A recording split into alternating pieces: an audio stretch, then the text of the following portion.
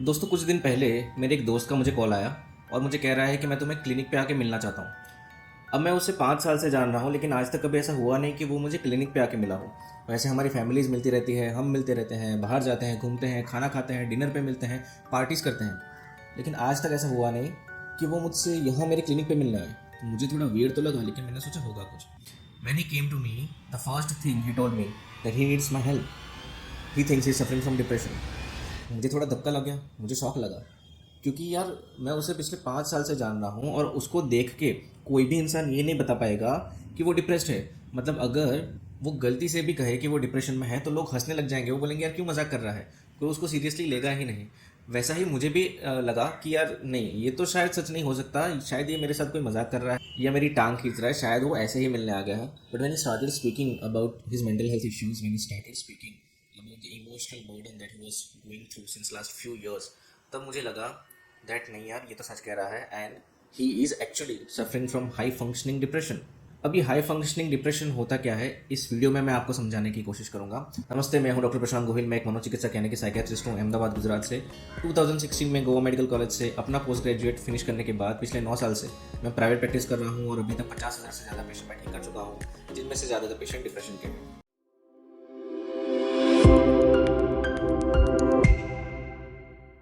तो बेसिकली जो high functioning depression है वो नॉर्मल डिप्रेशन से अलग होता है। अगर नॉर्मल डिप्रेशन को देखा जाए तो हम सबके माइंड में एक ही चीज़ आती है कि जो भी डिप्रेस्ड इंसान है, जो भी डिप्रेस्ड इंडिविजुअल है, वो उदास रहेगा, अपने बिस्तर पे लेटा रहेगा, रोता रहेगा, कुछ काम नहीं करेगा, मोटिवेशन नहीं होगा, थका थका सा रहेगा, गिल्ट महसूस करेगा, नींद नहीं आएगी, भूख नहीं आएगी और अजीब अजीब से ख्याल आते रहेंगे, वर्थलेसनेस वाले ख्याल उसके मन में आते रहेंगे। लेकिन हाई फंक्शनिंग डिप्रेशन में ऐसा होता नहीं है।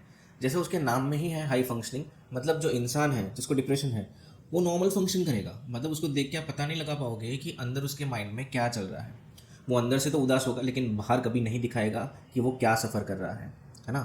वो रोज़ काम पे जाएगा, अपने दोस्तों से मिलेगा, घूमेगा फिरेगा, एंजॉय करेगा, अच्छे से अच्छी चीज़ें करेगा दूसरे लोगों के लिए, अपने टास्क जो है वो टाइम पे फिनिश करेगा, अपनी फैमिली का अच्छे से ख्याल रखेगा। उसकी फैमिली कभी नहीं बता पाएगी कि वो डिप्रेस्ड है, एक्सेप्ट उसके क्लोज वन, जिनको थोड़ा बहुत आइडिया रहेगा कि there is something wrong with him, लेकिन उनको भी इतनी आसानी से पता नहीं चलेगा।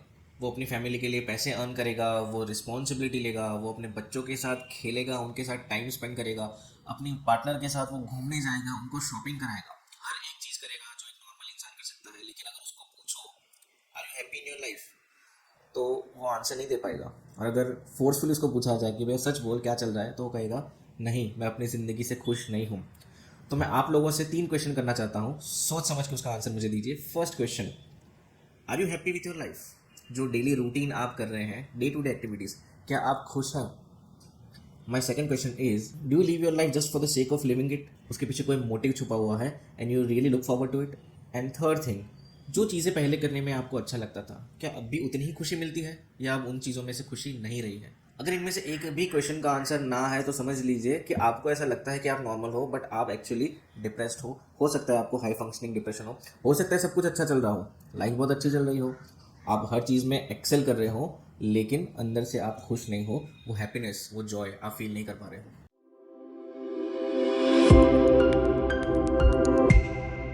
अब थोड़ा समझने की कोशिश करते हैं कि हाई फंक्शनिंग डिप्रेशन होता क्यों है, कैसे लोगों में होता है।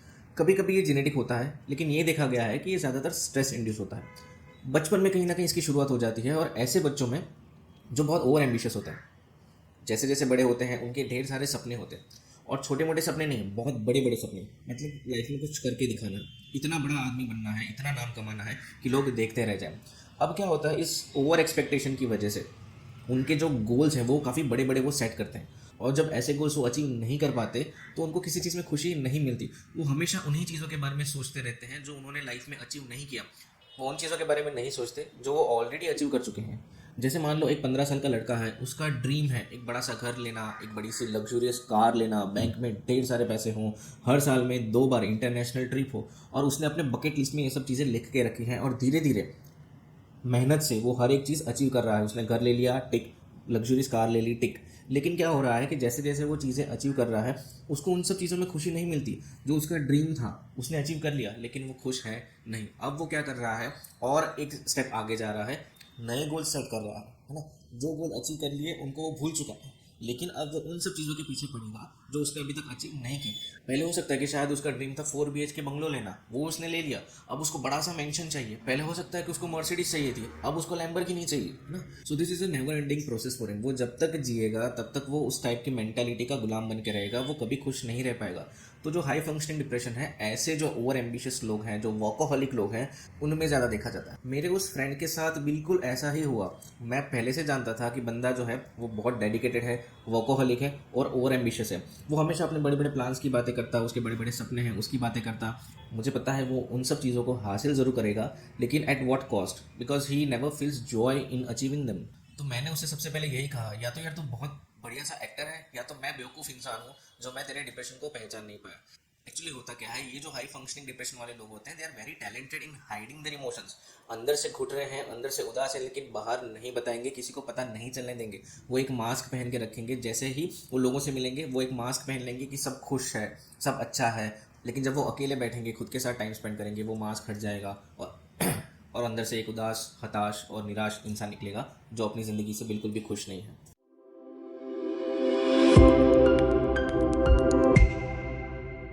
हाई फंक्शनिंग डिप्रेशन की ट्रीटमेंट सेम रहती है जैसे नॉर्मल डिप्रेशन को हम ट्रीट करते हैं। उसमें भी anti depression group of medicine हम स्टार्ट करते हैं। उसमें भी cognitive behavioural therapy, interpersonal therapy हम रिकमेंड करते हैं। नॉर्मल डिप्रेशन को ठीक करने में हमें यूजुअली 2 से 3 महीना लगता है, जबकि हाई फंक्शनिंग डिप्रेशन को ठीक करने में हमें 6 से 8 महीने लग जाते हैं। बिकॉज इनकी जो थॉट प्रोसेस है, इनकी जो थिंकिंग है, उस पर हमें वर्क करना होता है। उनको सिखाना होता है कि छोटी छोटी चीज़ों में खुशी कैसे ढूंढी जाए। जब वो गोल अपने अचीव कर लेते हैं तो कंटेंट कैसे फील किया जाए, उनको बताया जाता है कि खुद से ओवर एक्सपेक्ट ना करो। और बहुत सारे अप्रोच इसमें यूज़ किए जाते हैं, लेकिन रिजल्ट ज़रूर मिलता है। और यही ट्रीटमेंट मैंने अपने दोस्त को भी सजेस्ट करी है। वो करेंटली मुझसे ट्रीटमेंट ले रहा है, मेरे थेरेपी से वो काउंसलिंग सेशन ले रहा है। एंटी डिप्रेशन मेडिसिन मैंने उसके लिए स्टार्ट करी है। अभी 20 दिन हुए हैं, लेकिन हाँ, उसने कहा है कि वो इम्प्रूवमेंट फील कर रहा है। उसको अभी ज़िंदगी जीने में मज़ा आ रहा है। वो जो जॉय था, जो खुशी थी, जो उसकी लाइफ से कहीं ना कहीं गायब हो गई थी, वो वापस आ रही है, उसको ऐसा लग रहा है। आप लोग क्या समझते हो हाई फंक्शनिंग डिप्रेशन के बारे में? मुझे कमेंट सेक्शन में लिख के ज़रूर बताइए। अगर ये वीडियो इन्फॉर्मेटिव लगा हो तो please give a thumbs up, और मेरे इस चैनल को आप सब्सक्राइब कर लीजिए। आगे ऐसे ही इन्फॉर्मेटिव वीडियोज़ मैं आपके लिए लाता रहूँगा। नमस्ते।